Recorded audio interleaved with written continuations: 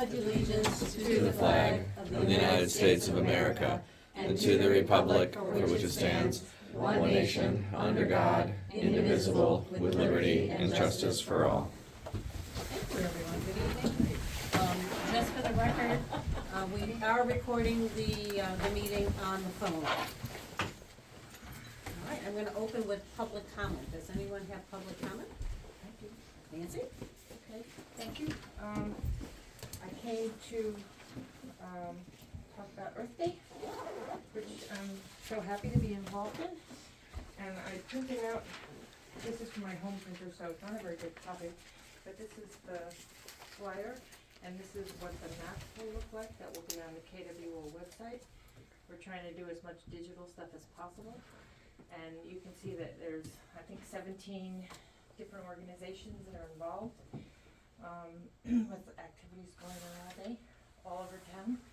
And so I just wanted to... I know you guys have been working on this for a while. We have. So those will be around town. People will be able to scan the QR code and get the map on their phones. And then we'll have some copies. And we have the trolley, thanks to Joan. That'll be running up and down 81 and along 80 to Runningbrook. And we got some people to sponsor the trolley, so we're all in good shape. Excellent stuff. And it's free to the public, it's free to anybody. There's some kid activities and adult activities. It's making me sneeze. Earth Day makes you sneeze, all that pollen in the air, right? Yeah, so I just wanted to bring it to your attention. What I can do is I could send out a constant contact to remind everyone of the Earth Day events. And maybe just give the QR code in the constant contact so that I can find out. Bless you. That's not the final, that was just the rough one that we did, because there've been things that have been added to it since then, but I just wanted you to see what it was gonna look like on, and you can go to the website. And so, but we've done corrections since then, but if you go to the website, you can either download it and print it, or you can, use the QR code. And so, when that's finalized, and I think that's gonna be finalized tonight, Nancy, I'll send that to you as well. Okay? Nancy, how many volunteers do you have working on this? Everybody is handling their own place, so it didn't become overwhelming for any one organization. So people are responsible. People are responsible for their own volunteers.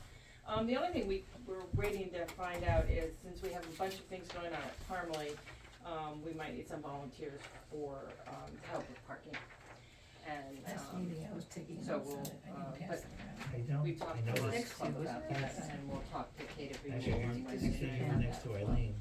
So She got a kick out of it. Looking forward to it, for sure. you can. So I just wanted to point out that as a part of the Earth Day, we'll have the Lions Club is going around and they're doing a townwide trash pickup. So that's really cool. And then we're also having a repair cafe at the library, and that's from 9 to 1. And bring your broken items like toasters, small appliances, and we have volunteers from the community that will fix these items. We'll also have knife and tool sharpening for free, and clothing mending. So instead of throwing items away, we'll be reusing them and fixing them. So should be a really great event. That's really awesome.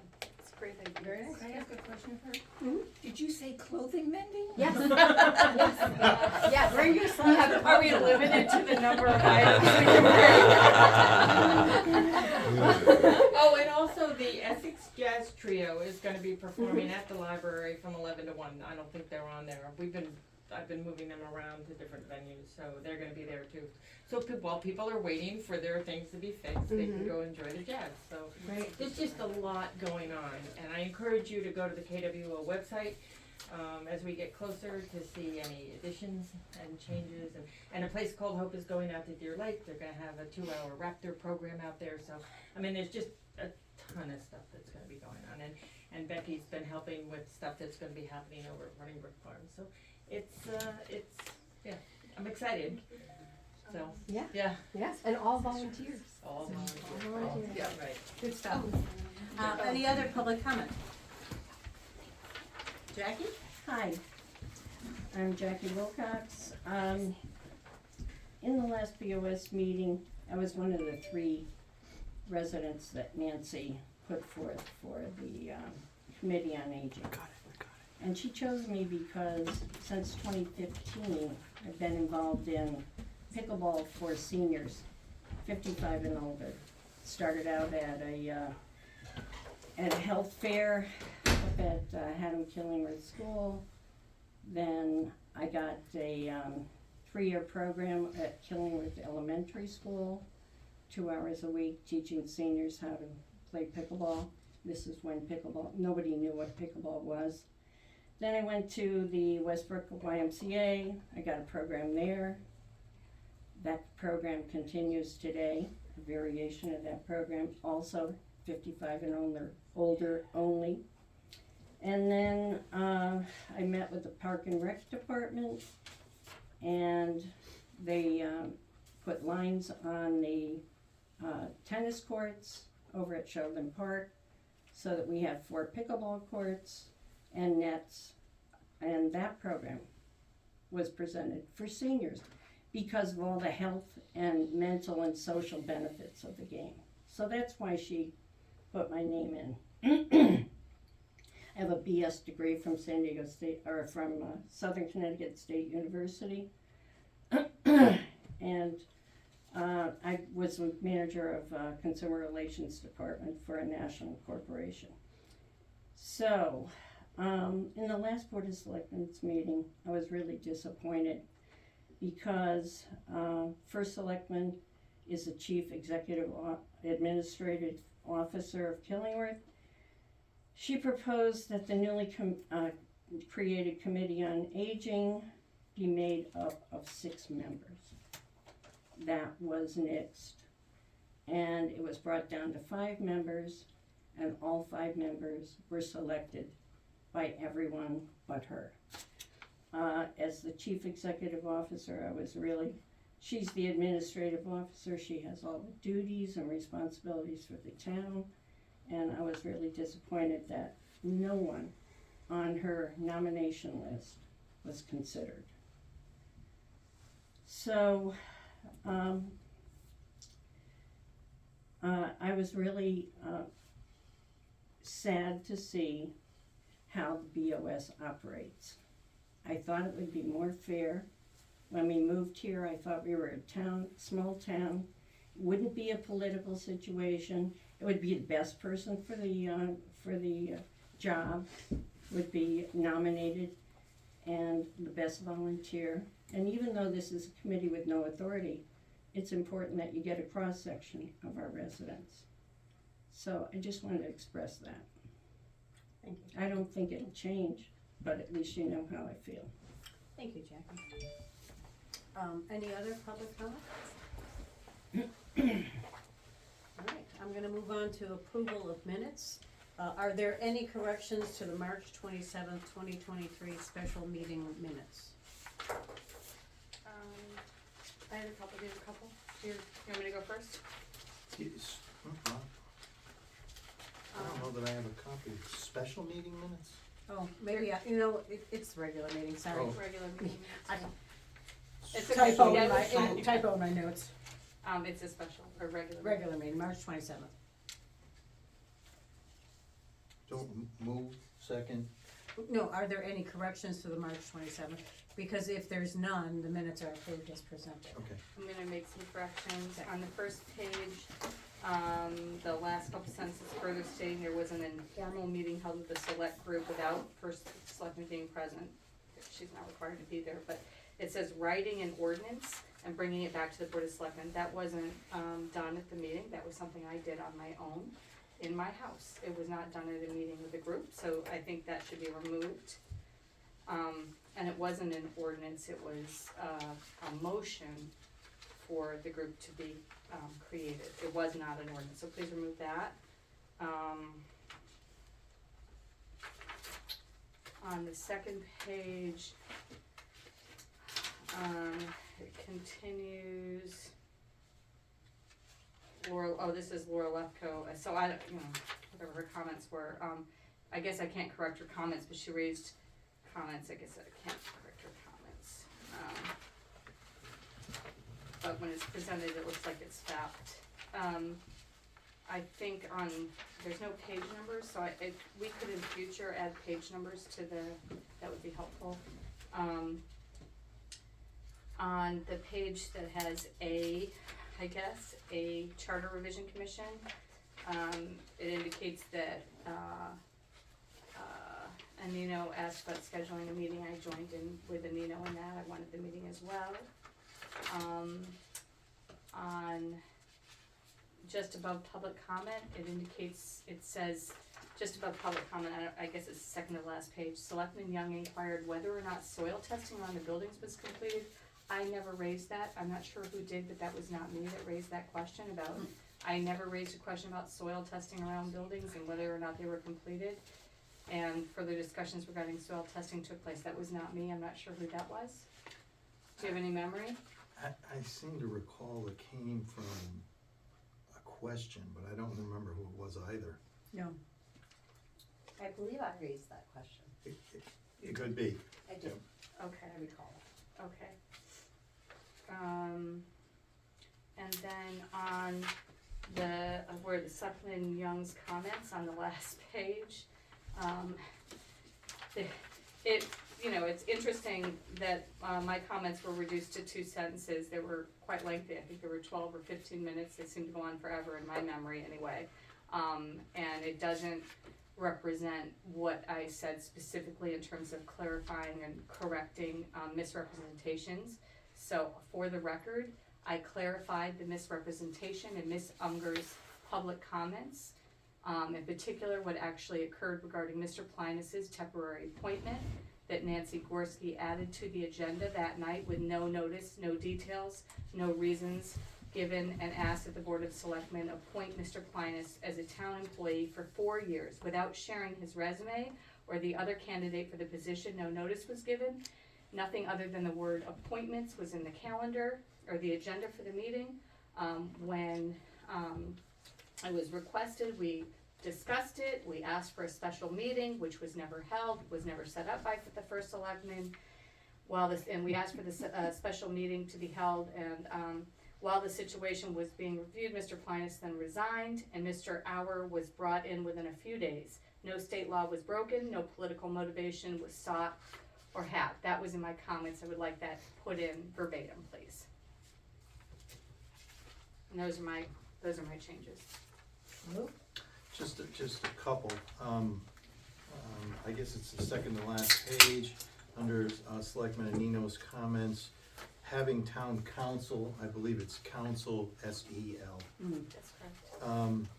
And then, next paragraph down, he stated that he spent a lot of time reviewing the RFP for the facilities.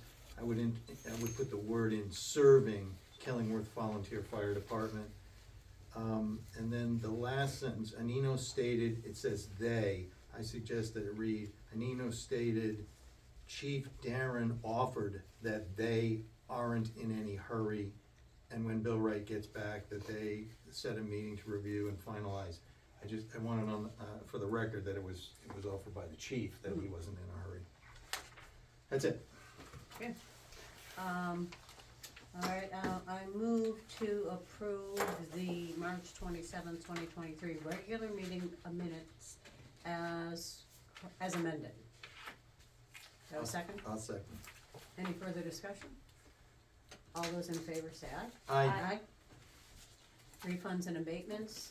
I move to approve a refund to Timothy R. O'Hara for overpayment and allow it to follow its normal course. Do I have a second? Second. Any further discussion? All those in favor say aye. Aye. You Hey, have, Nancy, just a quick question. I'm assuming this address is out of town. correct. We might We wanna, should- we yeah. might wanna put the town in and just, it's not a big deal for what we just approved, but just for our own records. Okay, you're right. You received a number of department reports, well, at least building reports came in with your packets. You did receive the tax report from, Michelle Noon. I don't think there were any transfers that I recall this month. And I think lastly, what else was there? Oh, and you received updated budget reports. Any questions on department reports? I don't see Kathy Zandy here, so we don't have she's probably at some, a BOE meeting, but yes, we don't have any reports from BOE. On that, can I just ask a question? So, I was in a meeting with, a cost and a CCM representative this week, and they mentioned that there's new funding, grant funding available for HVAC for schools. And I said, where is it through? Is it through DAS or where's the funding? And they didn't know the actual source at this point, but said they would make it available. And I know that the school was talking about needing new HVAC systems, so I don't know if you wanna convey to Suzanne or the superintendent, I'm not sure what the course of events is, to let them know that there's currently HVAC funding, a significant amount of money that's available for schools, and it's grants, it's not loan, it's my understanding. Excellent, we can certainly look that up. Were there any questions on the budget that you had, or where we are with the current budget and the reports that Gina had provided? I don't think so. Didn't have any either, okay. Appointments. So, last time we had, appointed Charles Burns as our incoming ZEO, our IWEO. He has accepted a full-time position and will no longer be joining us. So, at this point, Tom Talbot is going to remain, and we'll continue the hunt for a ZEO and an IWEO. Tom can stay with us through May, and he's looking to see how we can fit that in. Do we have an advertisement that we can repost? Yeah, we'll repost the advertisement and, Was there any, extra candidates in the pool last time around? yeah, no, that was the only one that came through. So ZEOs are not easy to come by. Nancy, we used to have a sort of I don't know what the right word is, it was confusing, let's call it that, arrangement with our former ZEO and inland wetlands enforcement officer. What is the job? Is it one position for so many hours? So it's one combined position, It's one combined position for less than 19 hours a week. okay? And what is it budgeted at? It's budgeted at $40 an hour to Okay. start. All right. And I did do some checking to make sure that we were in the right Okay, range Yep. of numbers, and we were. So right now it's a matter of getting back out there and seeing who we can find. sure. You know, it's interesting, Mr. Burns didn't have any ZEO experience, but as a police officer, he has enforcement background. He just happened to find a full-time police position in Essex that was more advantageous for him, because it offered a pension. The challenge we have, we don't offer anything in the way of benefits, so they've gotta be able to manage that on their own.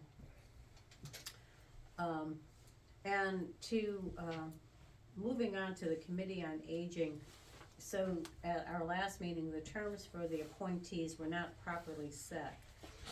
Per the charge, 3 members will initially serve 2 terms, or 2 years. 2 years, and 2 members will initially serve 1 year.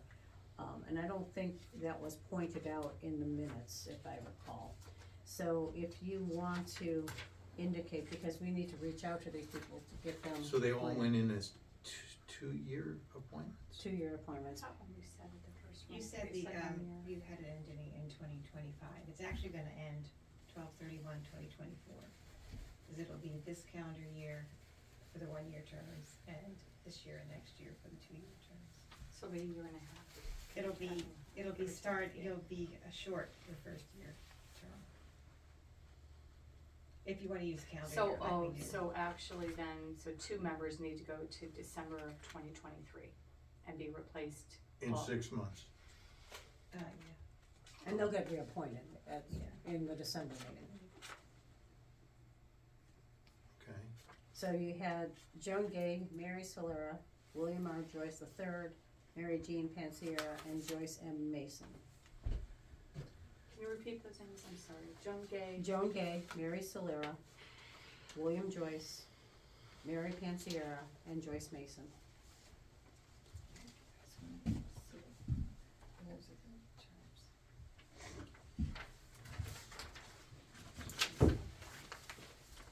So do all of these appointments need to be redone? We put it through, as, TBD, as to be clarified at this meeting, the terms. The appointment was made, but we just have to clarify the terms. Okay.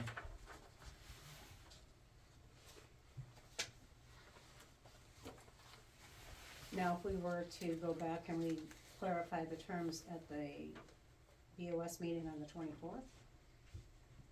Right now.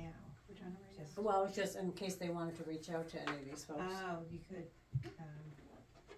I think they're gonna serve during the opening of the committee and then, you know, I'm sure there'll be a lot of people that are also gonna join. Do you have a recommendation? I don't. Okay, so then I'll move that Mary Solera and Mary Jean Pansiera both have terms of 1 year rather than 2 years. So can we amend motion that was made at the last? Or do we need to just create a new? I would just create a new motion. Okay, so I move that Mary Solera and Mary Jean Pansiera serve 1 year terms ending in the end of 2023. And Joan Gay, Bill Joyce, and Joyce Mason serve 2 year terms ending the end of 2024. I'll second. Any further discussion? All those in favor say aye. Aye. All right, there's still 2 openings on open space, and the 2 appointees that we put forth last time did not get sworn in. So I move to appoint David L. Long to the Open Space Committee for a term ending December 31st, 2023. I'll second that. Any further discussion? All those in favor say aye. Aye. And then I move to appoint Eric Nunez to the Open Space Committee for a term ending December 31st, 2023. Do I have a second? Who are these replacing? Who didn't fill? There this was 2 position? vacancies. Well, we had Dave Cotillo and John Mancini, who failed to qualify twice. Okay. You know, it's- and you know. Third time's a charm. Third time's a charm. I'll second the, Eric Nunez, All right, any further discussion? No. All those in favor say aye. Aye. Yeah, some of the challenge with the Open Space Committee is the fact that it doesn't meet that often, so it, We forget about it. Yeah. there's lots of open space there. anyways, new business. So Joan, would you like to tell us about the River Valley Transit? I would love to. This is, can I go over here? Sure.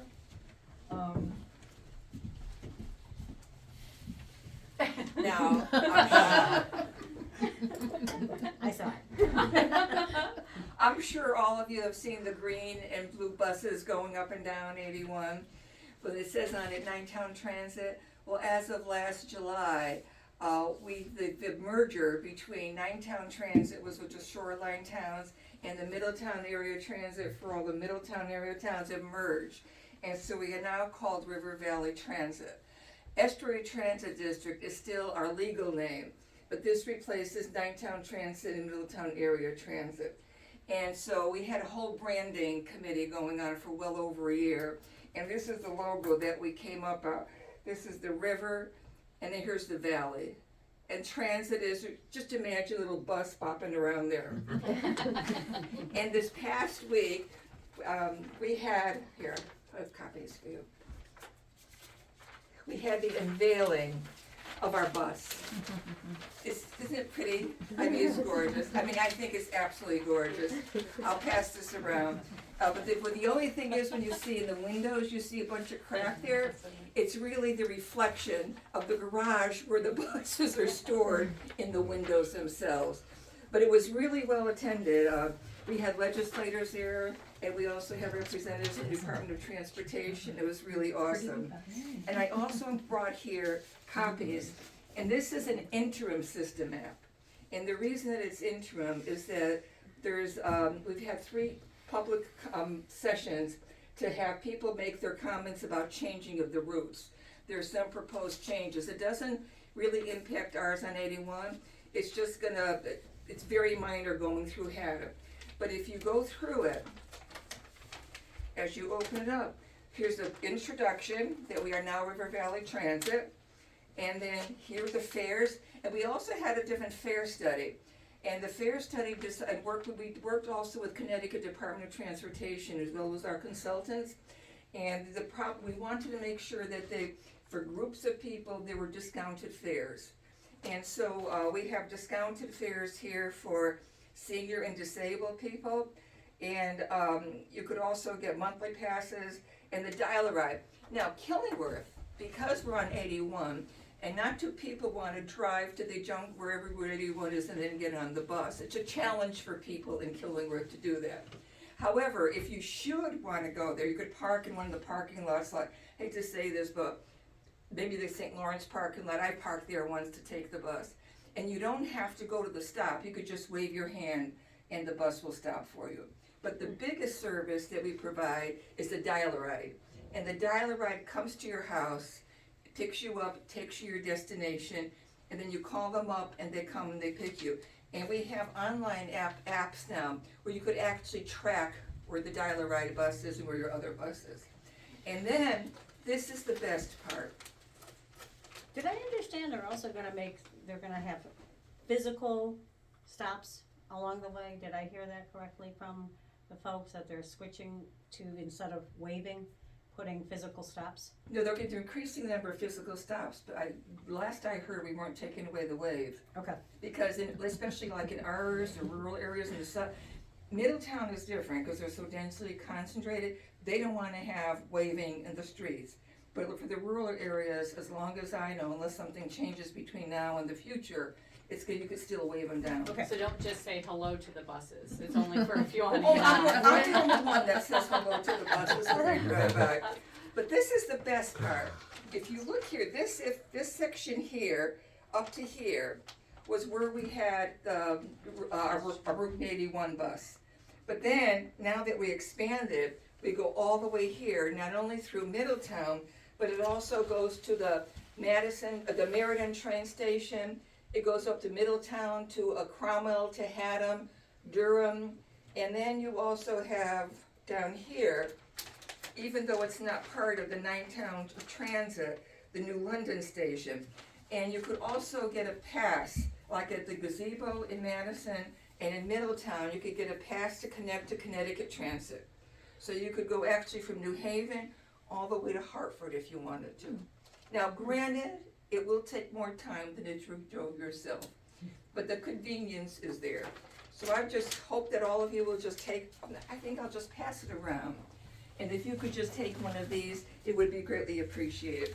And we do have brochures up at the front of Right. Town Hall. And I have over here the system map. So it shows you on one scale where the system right is. And then on the other side, it gives you the times where they stop at all of the different places. So it's really exciting, and I'm very, very proud to represent Killingworth. So thank you for your vote of confidence for working with them. Can we put that, Thank you for your leadership. Oh, thank you. Joan, can we put the schedule on our website?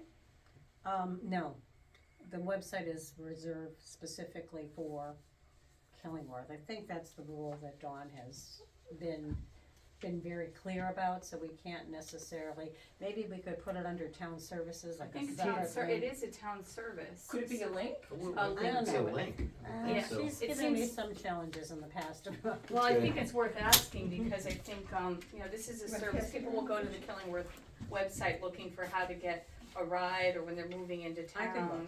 It might be worth, I think that, I know we've put it up on various social media websites, but not everybody's on this, I'm not on a lot of the social media sites. Yeah, thank you so much for all your hard work on this and for doing this, this is exciting. Yes, it's very exciting, and I think the buses are just beautiful.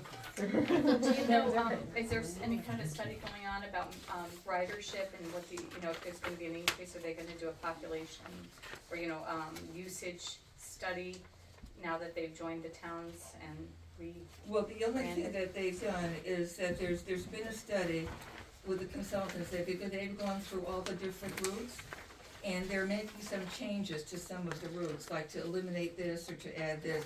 But we had 3 public hearings on it, one was by Zoom, one was in Clinton, and one was in Madison, but nothing definitive has come from it yet. thank you so much. Thank you. Thanks, Joan. Moving on, so I have Roger Nemmergut, we're gonna be talking about the Forest Glen Drive right-of-way. Roger. Ooh, we've got, Want me to move?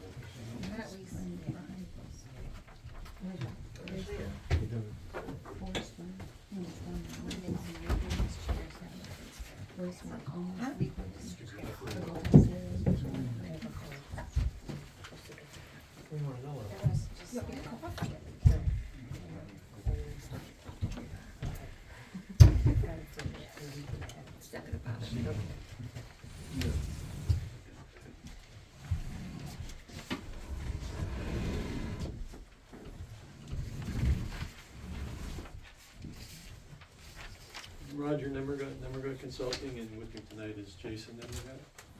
And also here is Nick Cirillo. And we're here because Nick owns a 27-acre piece of property at 88 Rosemead Hill Road. And this is it shaded in red, an unusual shade, but the issue is there's a house on it now in a barn. Nick's son lives there, and Nick plans to build a house for himself at some point. And he'd also like to create a lot for his daughter and son-in-law to build a house. The issue is frontage. So if you look at this map, it's got 60 feet of frontage on Rosemead Hill Road, and it's got about 50 feet of frontage on Forest Glen Drive. So unfortunately, he needs 200 feet of frontage, which he doesn't have. This lot doesn't qualify for an interior lot because it's the 5th lot in the subdivision back in the 80s. And the way the zoning regulations and subdivision regulations read, you get 1 interior lot for every 5 conventional lots. So when this lot was created, it was part of the rest of this land. They went down to Route 81. And the developer at that time split off 1, 2, 3, 4 road frontage lots, and then he took his 5th lot as the interior lot. So it won't qualify as an interior lot. So the only solution is to create frontage for ourselves, create the 200 feet of frontage. And there's a couple ways you could do that. One is you could build a subdivision road. You could extend Forest Glen Road, which is a paved road that ends in the cul-de-sac, onto the property. But for 1 lot, it doesn't make any sense to do that. But there's another way where regulations allow for the construction and approval of what's called a private road, which is a road on private property. Now, it has certain design standards it has to meet, but it's a private road, so the town has no maintenance responsibilities relating to the road. And there's various types of private road depending on the terrain.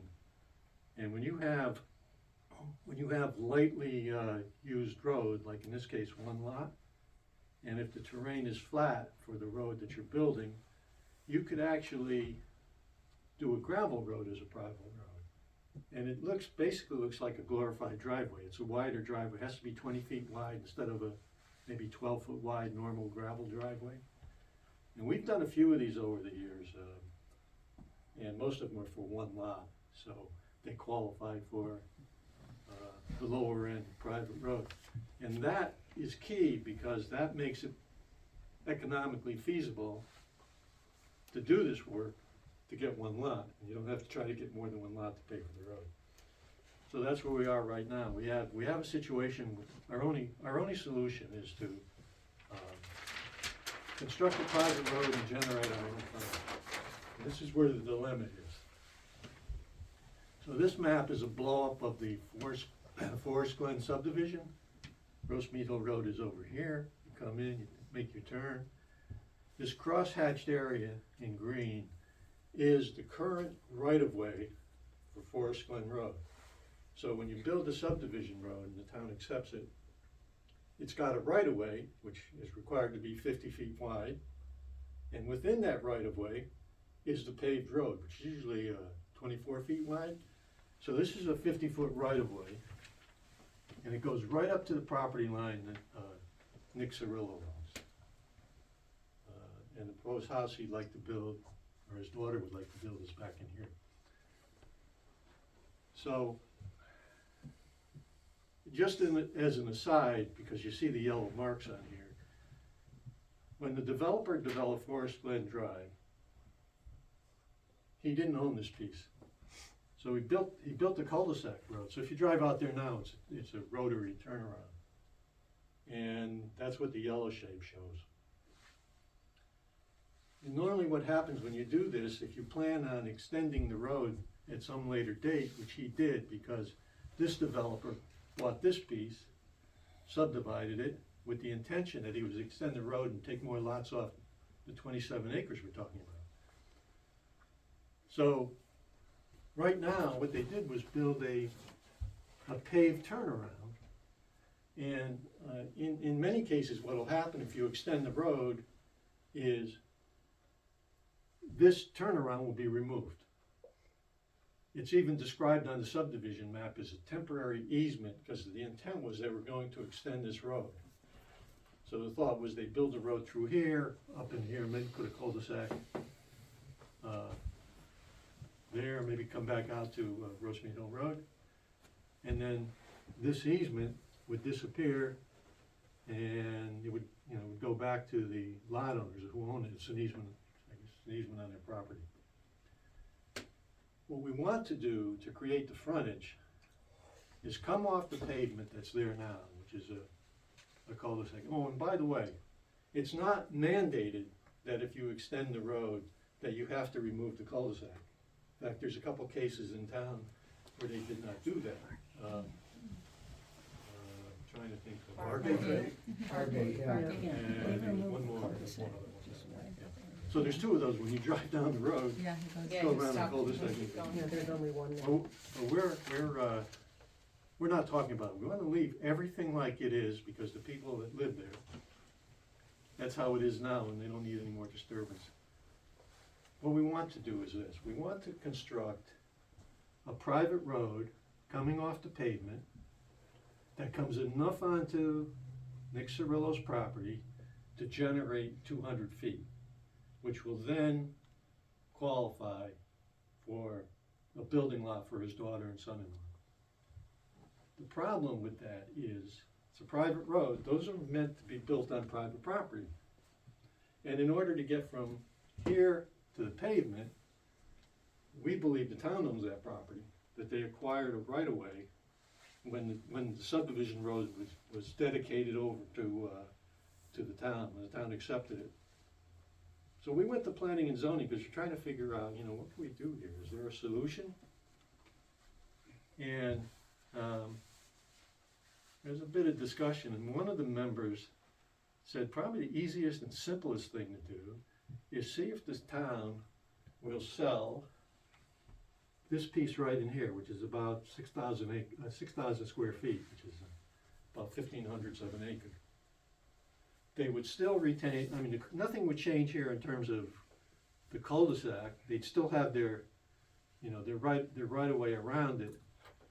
But what that would do now, this would become, this cross-hatched area here, slightly red, that would now be transferred over to the property owner. And now when he builds his private road from the pavement to his property, he's building it on his own land. He's building it on a private road. And it eliminates the issue of how do we get from the pavement to his property. So that was a suggestion that came out of planning and zoning. It works great for us. It's a small piece of property. If the town would be willing to consider a transfer on that, it would solve our problem. So the footage, so I think you said it was 60 feet on the Rosemead Hill side, Yes. is that right? So, right, you need 140 feet, basically, right? Because you said 200 overall, or is it I don't 200 think contiguous? I think they have to be contiguous. So, but you can get that with a private road? It doesn't have to be a town road No, to be no. footage, okay. Yeah, it could be a private road built to certain standards. The people that own the lot that the private road is on become an association, and they have to file legal documents that cover the maintenance of the road, paving, snow plowing, all of that. The town has no involvement in the private road. They don't do any maintenance. It's up to the homeowners, which in this case would be Nick and his daughter. And you said that the red striped area is about 6,000 square feet. Yeah. From what point, is it from the center of the circle? No, from the edge of the circle. From the inside edge of the circle. So how many feet is it from the edge of the circle to the land border right now? It's about 100, 150 maybe. It's a short distance, but it's critical. Roger, I'm a little confused. It's clear to me the right of way, but the piece where you come off the right of way, and I guess you're heading south, I think, to the property line. North, okay. This piece here. Yeah, that seems to me like it should be part of one of the. It's not. When you read the deeds for these two lots, Yeah, it goes to the right of way. I think what happened here, when you build a subdivision road, and the next thing you do is you petition the town to take the road over, right? yeah. And normally that's pretty simple because they're taking over the right of way. They're not taking over any extra pieces, right? But I think in this case, because this was laid out for a future extension, Yeah. I believe what they did was they included that strip as well, figuring that there'd be a road, not a private road, but a subdivision road in there. Yeah. Now, we haven't had a chance to check the town meeting minutes because all of this has to take place through a town meeting. And I'm hoping we can confirm all that if we go back to 1982, I think it was, something like that, when this was approved and then subsequently the road was built. There would then have to be within that year, I think, a town meeting to Right. accept the road. And Right. that would, I'm hoping what that would do would clearly state what the town acquired. And I'm pretty sure, but I'm not positive, that they acquired this. This is, it's a little confusing because, see this yellow line here? Yeah. That's not the right of way. The right of way is the green. This yellow is a slope easement because the road is elevated or not the same. So they needed to slope the shoulders down. Mm-hmm. So in addition to the right of way, they have a slope easement that allows them to grade onto that property when they built the road. And the way the wording is, the town, when they acquired the road, would acquire that slope easement in case they had to do any maintenance. Now, if I'm looking at this red hatching here, is it true that Mr. Cirillo would have to be purchasing part of the roadway itself? No, No. I see the red in This the is why, this is why it's confusing. See this circle here? That's not the pavement. That's not the roadway. That's the right of way around the roadway, and the paved circle is within that. So this is a 65-foot radius. If you went from the center to the edge here, that's 65 feet, but the cul-de-sac is I think it's a 50-foot. So within this, and we didn't draw it in, but if you really wanted to show the pavement, you draw a 24-foot wide strip, comes like this, and then a circle here that's smaller than the yellow one. Okay. Yeah, that sloping easement in there is confusing. I saw the 250-foot Yeah, it is. indicators, and I thought, wow, that's the biggest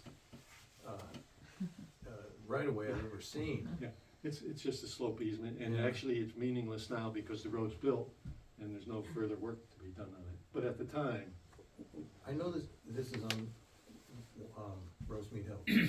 Whereabouts? I'm having a tough time remembering this one. well, I mean, obviously it's near Forest Glen, but it's what's the road, Elizabeth, you live right across the street. Oh, okay, that's not Elizabeth. I got you. I know where it is. Oh, yeah. Yes, I got it. I got it. So yes, this was up at the last P and Z meeting. They didn't have any concerns. It's just a matter of finding out the deeds and how the town tracing the records back to the town. I think that's gonna be your bigger challenge. Well, if we have to, we'll bring an attorney in to clarify that, but I'm gonna start with the meeting minutes and see what that says. So because of its intention, and if that right of way is really in the town's ownership, to me, it meets the intention of what was planned. I don't know that this was the greatest planning, but it does certainly meet that. And it's not serving the town any good to hang on to it, but I think the ultimate decision with, at least, I could see my way to saying, yeah, we could go this way, but it's a planning and zoning decision beyond that. Well, it goes to a town meeting, right? It Yes, would. because we're gonna have to It sell would. the property. Yeah. So what's the next step? Well, if there's a consensus that, it'd be worth considering, then we could probably, get some more information on ownership, clarify all those Yep. things, and maybe petition requested the selectmen to move forward with a town meeting. Have to agree to, what the price is and all of that, so there's a bit of paperwork we have to put together and some facts we need to confirm, but the main thing was, if you're open to it, then we didn't wanna get too far down the road and find out that, we didn't think it was gonna fly. So it's 27 acres, right now there's one house. Yes. And so that house is gonna stay, and you're gonna put 2 more, so you're gonna subdivide it. One more is. Now you said you were gonna build a I'm house gonna and knock the one, and the your one that's daughter. down What? there now, the one that's there now I'm gonna knock down and then put up a new house. So it still will be 2 houses. So once it's divided, that's the last time it'll be divided. Well, I wouldn't say that. This is an issue that, a private road is not limited to one house. I think you could actually have multiple houses. Now, we may have to reassure the neighbors that that's not what we're doing in some fashion. You also have to be careful too, cause once you go to 3 homes there, then you have to do a fire tank, so that becomes Yeah, another. I know, that's not what I was gonna do. Yeah, I just didn't know, I've never been on land, planning and zoning, but I thought if you take a lot and you divide it, then you can't go back and divide it again. Yes, you could. can. You can? Yeah. You can if you can meet the requirements. Okay. What happens is it's no longer as of right. You may have to go for a special exception to do it. Okay. Re-subdivision, it can be done. Okay. So it doesn't limit you in the future going forward, that's what I'm just curious. Okay. Is it I'm all personally buildable? okay Is it all with this. buildable, that land back there? Then we'll take it to the next step and. I think there are some more steps, and I'm glad you mentioned the neighbors, but again, I think that's all the arena of No, planning we're and fully zoning. aware of that because, I'm sure they're gonna think it's something bigger than it intends to be, so we need to do what we need to reassure them. We'll talk to them before, we get too far down the road, but. Mhm. Okay, thank you for your time. Thank you very It's much. good seeing you. Thank you. Thank you very much. Take care. Thank you. All right, I'm gonna move on to, old business, charter revision. I think if you guys saw your email today, I did reach out to Dave Ties to find out where he is with the review of the charter. But per statute, the BoS must hold a public hearing no later than April 24th. With this in mind, I moved to schedule a public hearing to review the charter changes for April 24th, 2023 at 6 p.m. That would be prior to our routine BOS. What day of the week? It's a Monday. So It's our next BOS meeting. I'll second that for discussion. Okay. So I have changes, cause I saw, with the chart that they created, there were years associated, and for instance, the water authority is a 3-year appointment, not a 1-year appointment. There was spelling error, We've got a couple of changes So as how well. do we want, I don't wanna wait till then, how do we convey them? Any to changes you? that you find, I'll have Elizabeth as the gatekeeper, so send all of those changes in and we're running the list. I thought at the last meeting we discussed having a special meeting for the purpose of going over this. Did we? If we did, I can have a special meeting. Dave is on vacation, this is what's scaring me a little bit. And April 24th is gonna be here in no time. I can, if you're available next week, we could schedule a special meeting to go through this in advance. I would like to do a Board of Selectmen's review kind of collectively. And I think then we Yeah, can I address our agree. comments at that time. Alright, I'll reach out with a, dates. This week is pretty, I've got BOF tomorrow, I've got, I It's can't, not I'm this not, week. it's not gonna be this week, I'll have to Tuesday, be, maybe Tuesday next week, Tuesday of next week would be okay. that's the 18th. Yeah, can we do like a 5:30 here? Oh, wait. 5:30 is hard. 6, can we go 6 o'clock, at 6 that's p.m.? Thank you, Nancy. Well, let's you get, said- yeah, well, let's get, actually, we should get back to this. Any further discussion about that? The public meeting, pub- yes. It's also, the Board of Finance has a public hearing that night as well. No, No. so they're They not gonna changed be it? able to make it until the 25th. Oh, okay, so that's off the books. Yep. Okay, I already spoke to Rob today. okay. So I'm thinking, Elizabeth, we would do it here. Public hearing. Yeah. Yeah, you're gonna get input at the public hearing then, so you may have another BOS meeting. Well, we've got after. 15 days thereafter to submit any of our changes. Okay. So you're not finalizing. No.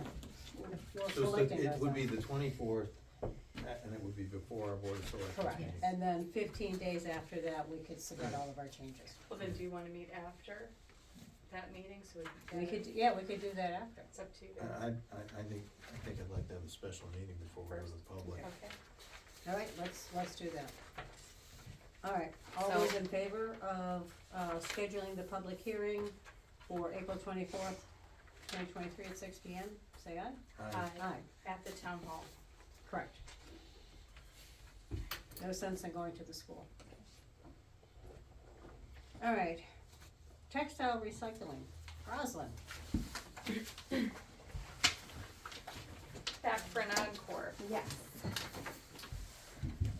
So, I guess we don't have technology. Oh, that's why I printed this. Okay, well, I can open up my laptop. The last time we had technology, Kathy Zandy brought it with her. Let's see, maybe I can sit over here. Does that work for Yeah, everyone? that's I can.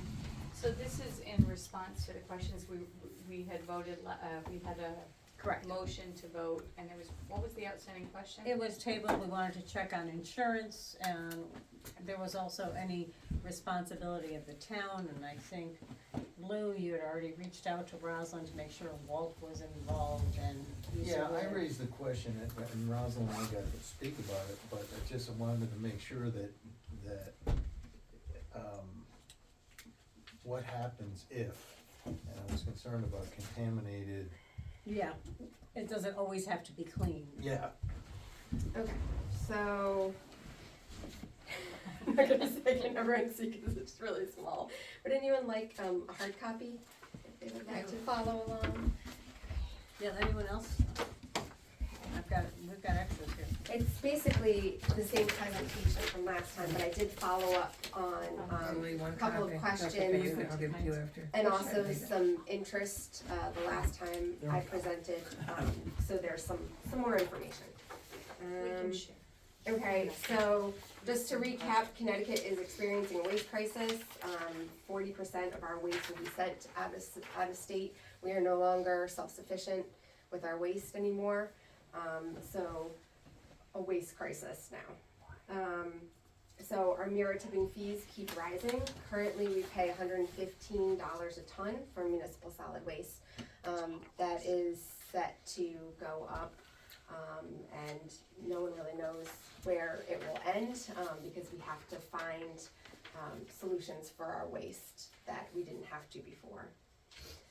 So right now, the transfer station budget is $323, $100, yes. And there's a really small of all of the expenditures for the transfer station, and I was told that this constitutes one of our largest expenditures as a town.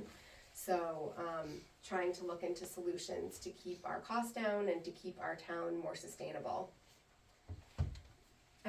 So on the board right now is textile recycling. This was posed as one of the solutions where sort of win-win for everyone. We could help make the town more sustainable by responsibly collecting these textiles and recycling them, and also receive some revenue. It would be $100 a ton, and this company has been in business and has avenues to responsibly recycle all these textiles. So, like I said, not only is it a sustainability issue, but we can get some revenue from this. If you recycle textiles across the United States, 2 million tons of textiles are recycled each year, and that's equivalent to 1 million cars taking them from America's highways. So, a nice figure there. They actually take a lot of different things that you wouldn't consider as textiles. A lot of hard to recycle items now, like footwear, like used shoes. So they will take that. They will take stuffed animals and find a recycling outlet for that as well. So it's really great that we'd be able to get a lot of these items out of our waste stream. But it does have to be clean and dry. It does have to be clean and dry, and I did follow up on that.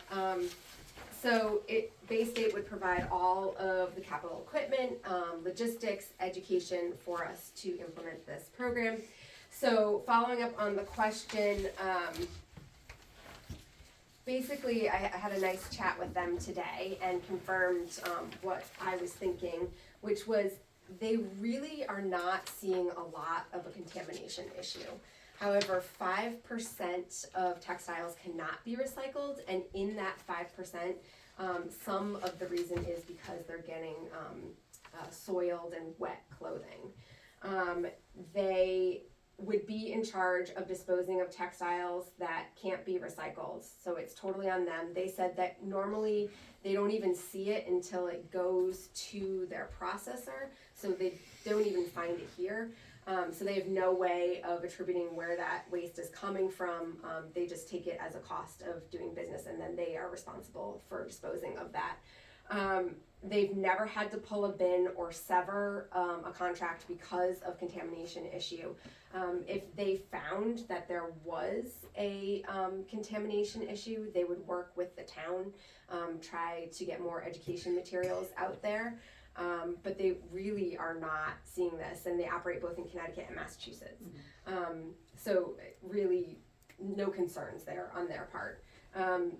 And they also, with illegal dumping concerns, they said, you know, a lot of, like, it's a misconception for their work, because they are focused on collecting these as a source of revenue. So they are there doing weekly pickups. They monitor the boxes, talk with the public works staff if they're having issues, if they're having illegal dumping. And they even said normally they just take care of it if they find illegal dumping. But they do said that they really encourage folks to put these boxes on municipal property and school property, because they feel like people have more respect for these properties, and it's not just some random parking lot somewhere that is not monitored or looked after. So they really do not have illegal dumping problems, and if they do, they work with Public Works, or they just take care of it themselves. Yeah, and Walter said that he's ready to put the bin right next to the electronics bin, so it's right in eyesight of everyone that's working there too. Yes. So, so no real issues on their part. So any questions with that before I move on? Any questions? Okay. So the other two things that I mentioned last time were organics diversion and extended producer responsibility, or EPR. So little follow up with that. So potentially based on our current tipping fees and the information that Connecticut Deep has about waste, we could ultimately save $54,000 in our tipping fees and disposal fees, diverting food scraps and other organics waste. Now, that is when you'd have a pretty robust program accepting not only food scraps but also other items that can be composted and are considered organics. But if you want to look to one of our neighbors for an example, Haddam just instituted their program. They've had a full year of running it, and they diverted 23 tons of food waste. So that would be $2,645 that they saved in current tipping fees. So that's not if our tipping fees go up. There's one challenge though with that. Blue Earth is much more expensive than one would realize. So I do have that in our next slide. Thank you, Nancy, for segueing that into. So I came up with a couple of different models and a couple of different options that we could look into further and explore anything that you're interested in. So you're right, there is a hauling company model, and these are my terms, hauling company model. And right now, Blue Earth is really the one that has most of the market share as far as a hauler. And so you're paying for them to take it from the transfer station to Quantum Biopower in Southington right now. We got a quote, informal draft quote, to be $3,408 a year. So if you notice, that's pretty close to what we would be saving with their fees. So again, they would be going to Quantum Biopower, which is an anaerobic digester. We could also have the self-hauling model, which means that you would still collect the food and organics waste, whatever Quantum would accept, at the transfer station, and then the town would haul it to Quantum themselves. For example, Durham is currently doing that. So they did have Blue Earth, and they decided that they would do it on their own. Now, that takes a person, an employee, to take it to Quantum. It takes the use of the roll-off truck. So you have to factor all of that into your decision. I don't have those numbers right now. I'd have to delve into that further to see how much it would cost an employee and our truck. That sometimes is out of commission. You notice in the budget, we do actually pay for someone to come in and haul occasionally if the truck is out of commission. So that is an option, self-hauling. There's also the town-made compost, and currently Mansfield is doing that. They have the leaf collection, and then residents are allowed to come and bring their food scraps to the transfer station. There is, capital costs in that. You need infrastructure to manage your own. And we don't do And leaves. we don't currently do it, so we would need a place to do it, and we would need to ramp up that infrastructure in order to be able to do it. But then you could have compost for residents or the town to use, and that would be made locally and by the town. So also I explored an agricultural partnership.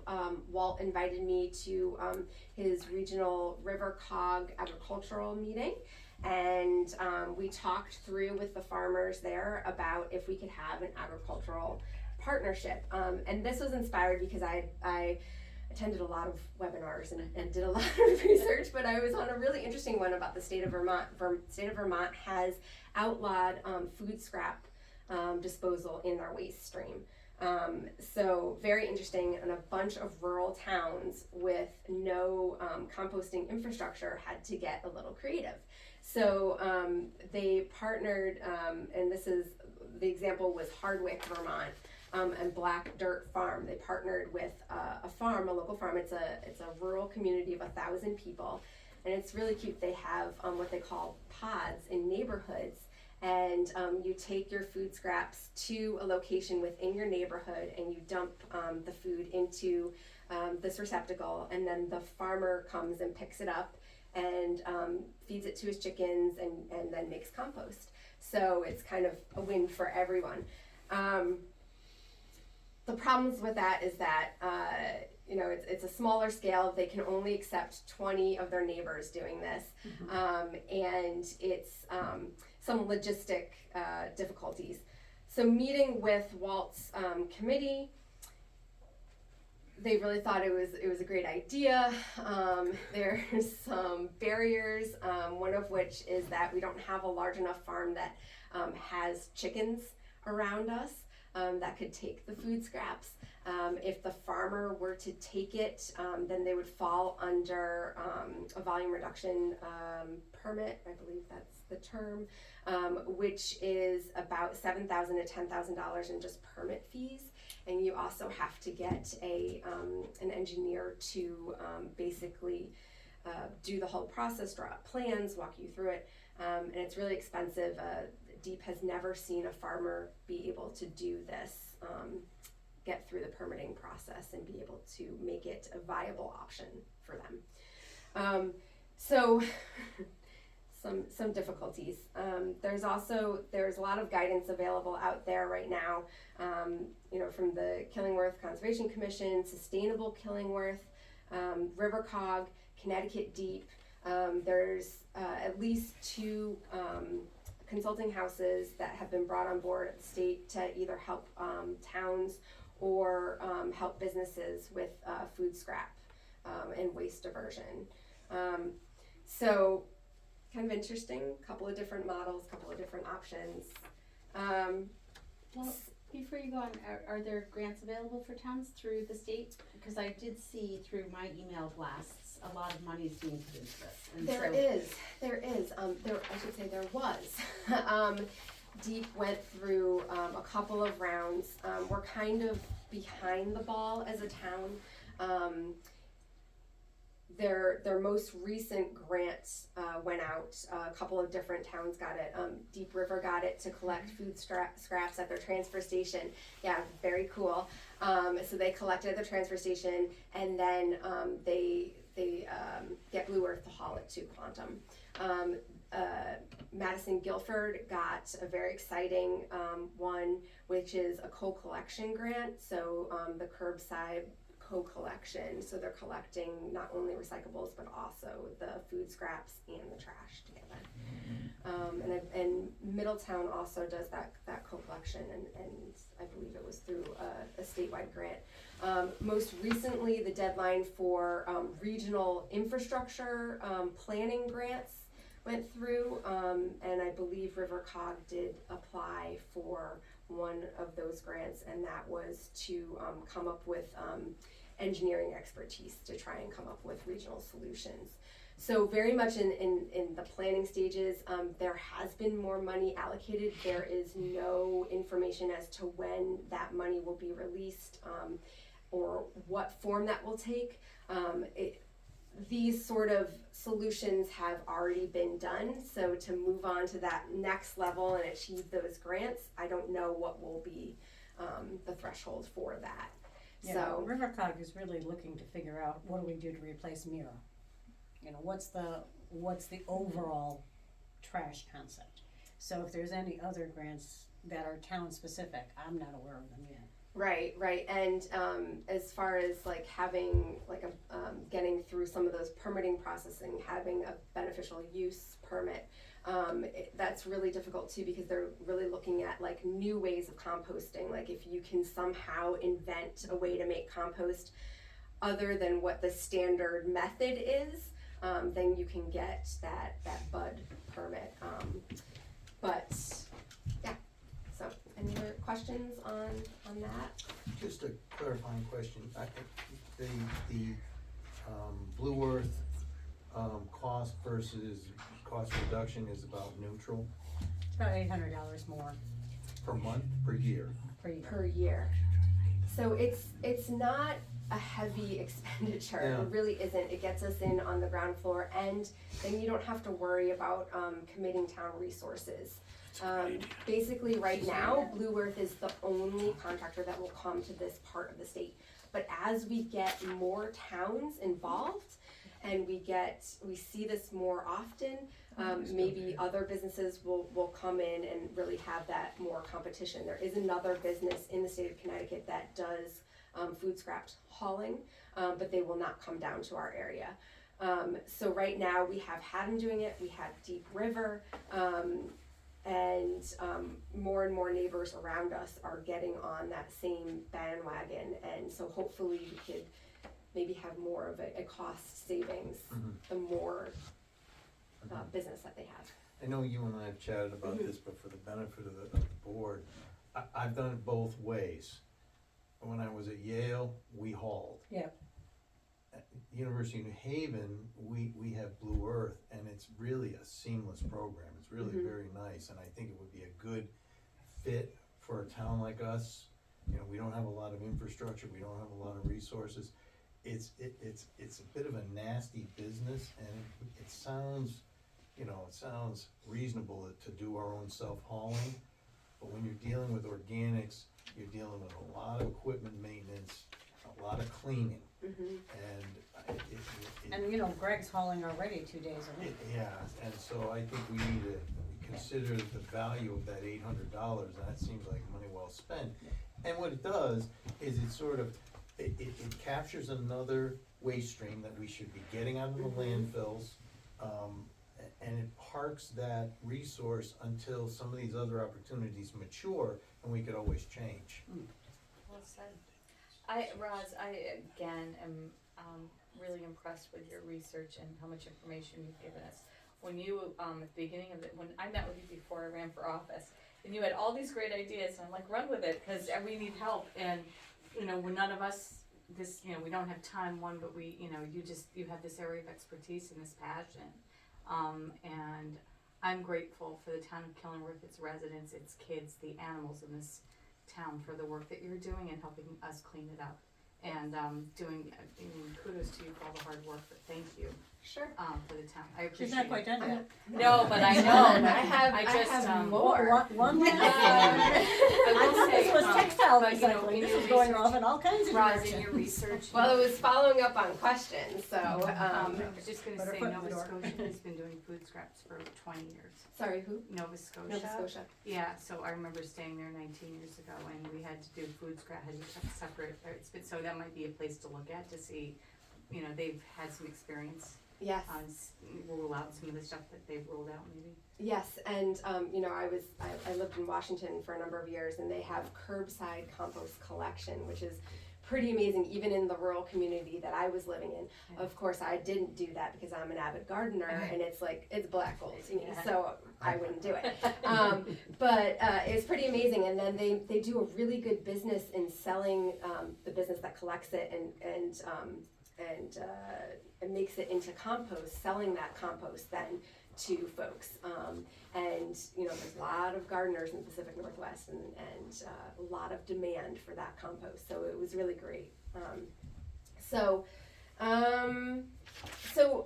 the good news is we have close to $36,000 of estimated and actual waste revenue per year to implement these recycling solutions. And to increase our sustainability as a town. So the estimated textile recycling, and again, that was based off of a much smaller community, so we could potentially get $2,000 a year. The estimated hauler registration would be about $1,250 per year. Well, I'm having trouble with that. And then our estimated Connecticut knit bottle deposit allotment is about $2,000 a year.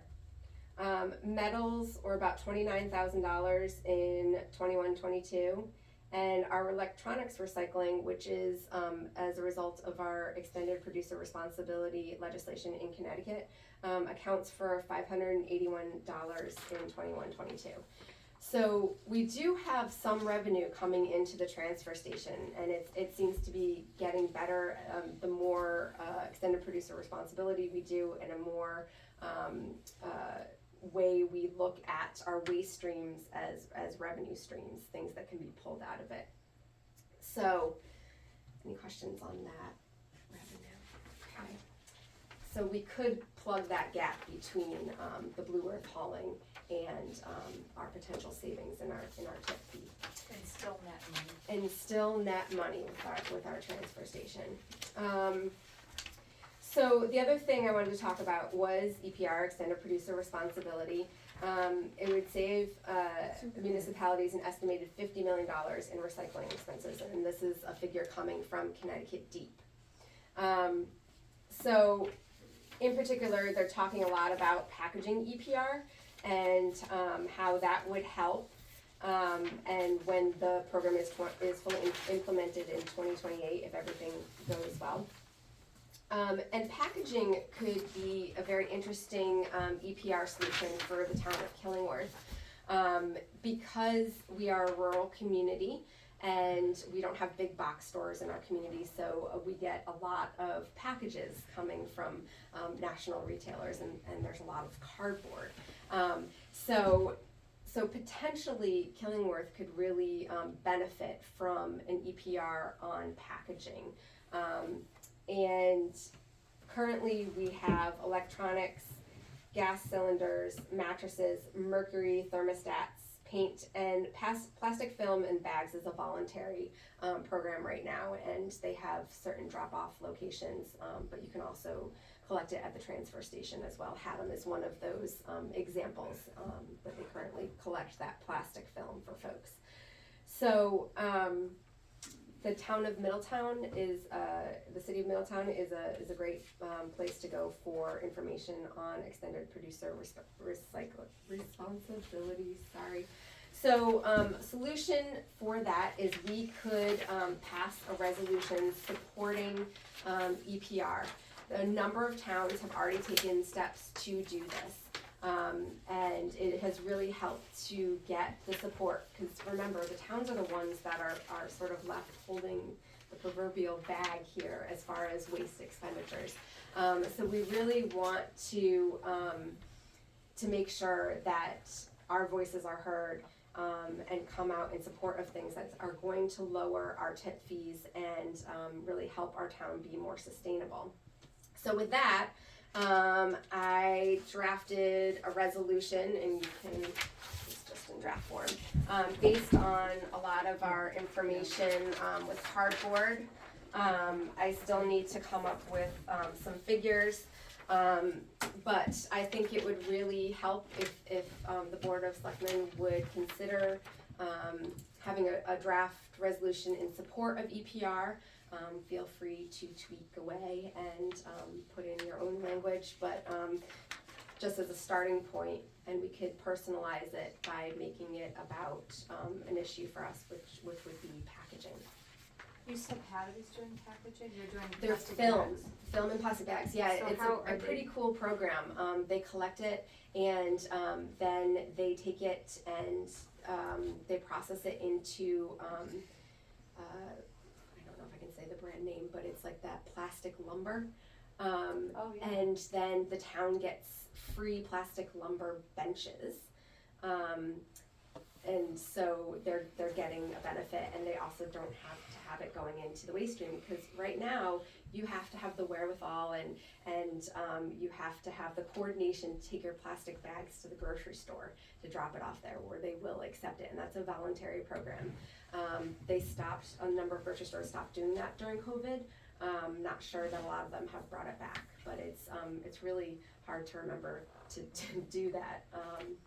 So, and with everything, with all the packaging, if we're getting a lot of those plastic film packages that you get from the chains that come to your door, what do you do with it? Well, that's one of the solutions. I'd be interested in learning more about that. Okay. Very much.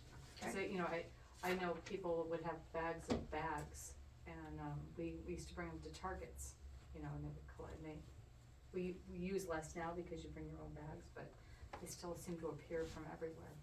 Yes. There's not a bag left in my house, I tell you, they're all gone. But this also includes the plastic film. Whenever you buy anything new, it seems to come in plastic, even though it's already in cardboard. Yeah. So that would include that as Yeah, well. even like the wrappers around bottles and, like dressing bottles, I know too. Well, thank you for all your efforts. I'd like to spend some time with this resolution and understand it and understand Yes, what it of buys course. us and. Yes, I love just having this opportunity to just bring up all this volume of research that I've been doing on all these different models, and I really feel like this is not a heavy lift for the town. We could really do this, and it's feasible, and there are solutions to our problem, and I love being solution focused. Excellent. Well, thank you very much, and Sure. we'll work on the technology. Nice job. Nice job. Well, I move to approve the agreement with Bay State Textiles to initiate textile recycling at the transfer station. Second it. Any further questions? Or discussion? All those in favor say aye. Aye. Coming down the home stretch, town hall roof repairs. So I researched the company that performs services for the station, One Roof. I think I sent it to you. This is like this 12-step blueprint to identify customer needs. When did you send it? It must have been late today. No, it was last week, I think I sent it. Honestly, it's overkill for what we're looking at. Yeah. At this point, I feel this is above and beyond what we need right now, because they would look at all of our roofs, and then they would decide where the problems are. And, you know, We know where our problems we are. know exactly where our problem is. So, we know the extent of the roof damage, and either we go to RFP or declare this an emergency and go to town meeting with a monetary request, like say not to exceed $80,000. I just wanna understand where you guys wanna go with this and go from there. We have a town meeting in 2 weeks, can we throw it on there and just get it over with at the town meeting? Well, it's a public hearing, we'd have to have a special, it'd be a separate town meeting. Public hearings are different than town meetings. But can we call it for the same night and do We them could both? possibly. Just I when mean, you have a group Lou, of where are people you? there. I think Yeah. it'd be easier to write a simple RFP and then make a decision and get it fixed. And I know Elizabeth had corresponded with me and I offered to help, I just haven't had the time to put something together, but it doesn't have to be, you know, that elaborate. You know, the roof is leaking on the modulars, we need The proposals roof to is leaking repair it. here, it's leaking up front. As part of that repair, it should include proper pitching so that the water is, you know, Yeah. it could be just a. draft something already on the roof? We I'd can have draft. to look, I think I did. I think Richard did, I think you did something, or I thought you outlined something for us a A while. while Question was ago. whether it had to go to, town or. Well, once we get the bids, then we know how much we're looking at. That's why I was gonna go to town meeting not to exceed $80,000, cause we had one bid for 76. The assumption is that it would come in less than that. Just think that if you do that without a second Second opinion. you're gonna be in a position to defend that cost, and I don't think you can. Okay. So, all right, let's get this RFP out there. All right, here's my standing item, water pollution update. So,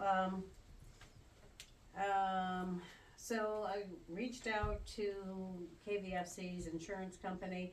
Chubb appears to be relying on a PFAS exclusion in their policy. They recommend, so KVFC's insurance company recommended Chubb perform an evaluation going back when Chubb first started insuring the town, because any foam use occurred pre-2005 and the elevated PFAS levels were discovered in 2021.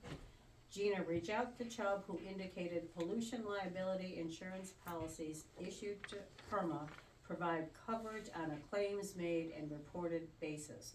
They are not policies, are not occurrence based. So in other words, you're not going to, it's only when you find it, not when it was first used. So that liability is out. I did forward the proposal and retainer from the law firm of Brandt and Eisenhofer to both of you. And I've also forwarded it to town council for review, because if we, G&E currently represents several states with respect to investigations and litigations concerning PFAS. This was different than the South Carolina firm, that we were a little bit too small for them. So when Dave gets back, I'm hoping to hear back from him. Is this the New Haven one? The one Yes. that's handling the New Haven litigation? Yes. And then since receiving the design proposal from GZA. I have met with DPH regarding the application process for our DWSRF funding. I've sent the design to Deep for their review, and I forwarded Ray's response back to both of you. If you have any questions on the design prior to my signing that design document, please, you're welcome to contact Rich DeRoches from GZA, or even reach out to Ray Prejean if you want to. But the next steps are for me to sign that design document so we can get this moving and request the DWSRF fund.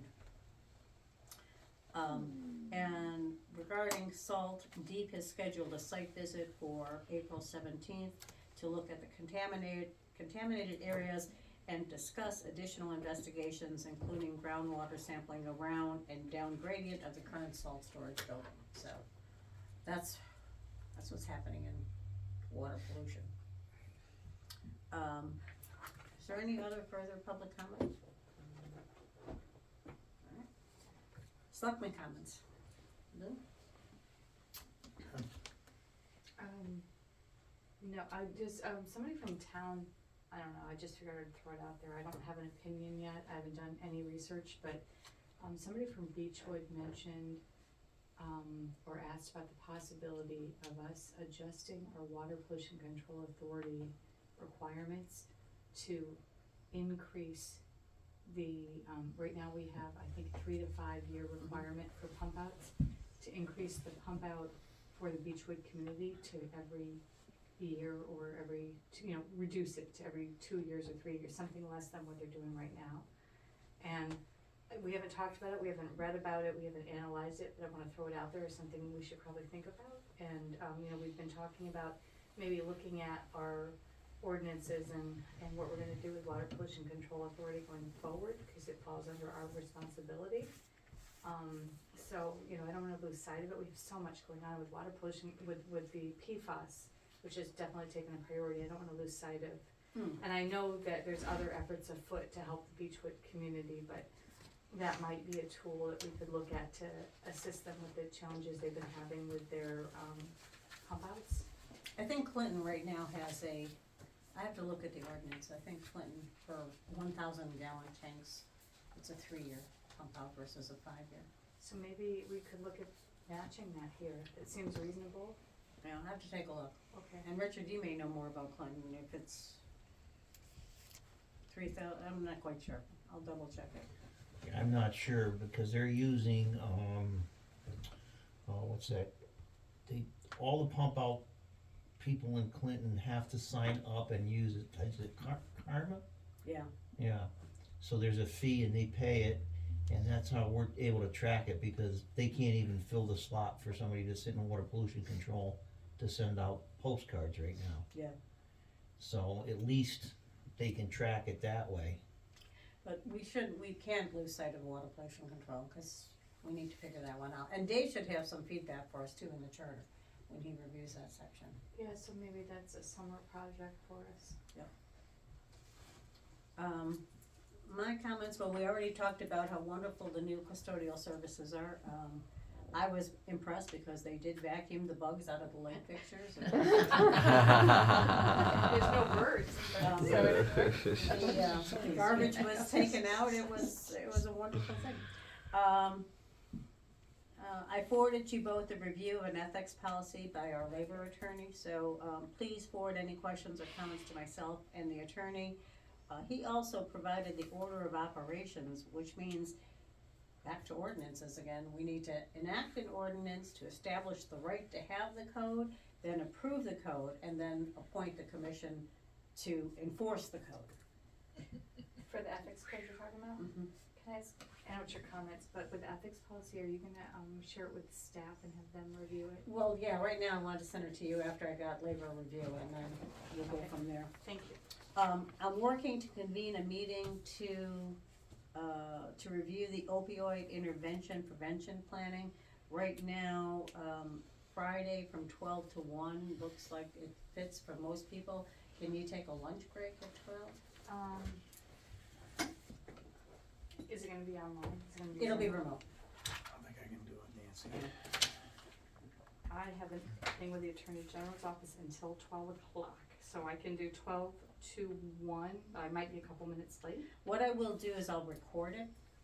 I'll jump on if you can, Okay. just know that I might join a few minutes late, cause I'm gonna have to get out of one meeting and probably race outside. Yeah, and I'm pleased, cause we did get a lot of good feedback, we've got some good folks joining, and we'll get the information from, Journey Home Recovery, and then we can go forward with that. Alright. And then lastly, Send me the invite and I'll join if I can, but I think I'm in a mediation that day, so.